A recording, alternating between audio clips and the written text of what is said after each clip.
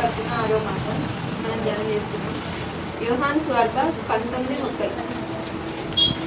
19వ అధ్యాయం 30 వస్తుంది. యేసు చిరకపుచ్చుకొని సమాప్తమైనదని చెప్పి తల వంచి ఆత్మను అప్పగించాడు.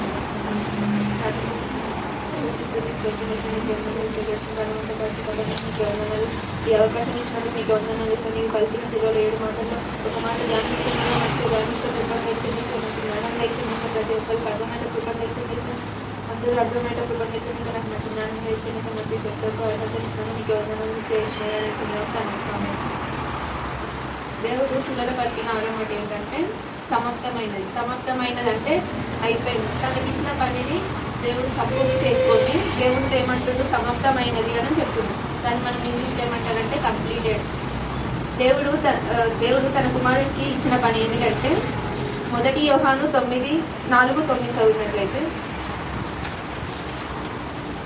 1 యోహాను 4:9 నన్ను ఆయన ద్వారా జీవించినప్పుడు దేవుడు తన ద్వితీయ కుమారుని లోకంలోనికి పంపాడు. దీని వలన దేవుడు అని అందించిన ప్రేమ ప్రత్యక్షపరచబడింది. చాలు. ఇక్కడ మొదటి యోహానులో ఏమనుందంటే దేవుడు తన కుమారుడిని పంపించిండు.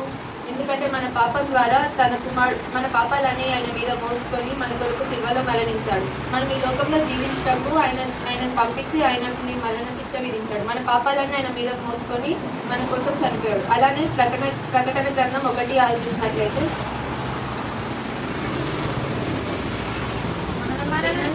తన రక్తం వలన మన పాపముల నుండి మనలను విడిపించిన వారికి మహిమయు ప్రభావము యుగయుగములు కలుగును కాక.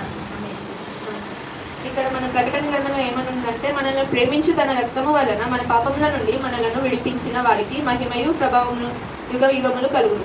అంటే మన కొరకు మనల్ని ప్రేమించి తన కుమారుని పంపించి మన కొరకు రక్తాన్ని చిందించి మన పాపములను ఆయన మీద వేసుకొని మన పాపముల కొరకు ఆయన రక్తాన్ని చిందించాడు.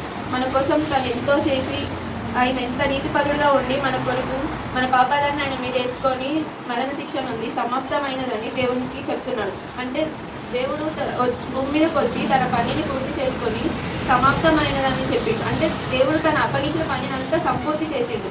మొత్తం అయిపోగొట్టి సమాప్తమైందని చెప్తున్నాడు. అలాగే మన దేవుడు ఇచ్చిన పని ఏమిటి? దేవుడు మనకి ఇచ్చిన పని ఏదో ఒకటి ఉంటుంది కదా, మనం చేస్తున్నాం ఆ పనిని.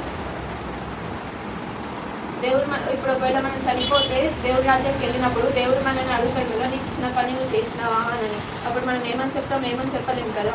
ఇప్పుడు ఒకవేళ మనం దేవుడు ఇచ్చిన పనిని సంపూర్తి చేసి అప్పుడు దేవుడు మనం అడిగినప్పుడు ఈ పని పూర్తి చేసినావా అంటే అప్పుడు నువ్వు దేవుడికి ఆన్సర్ చెప్పొచ్చు.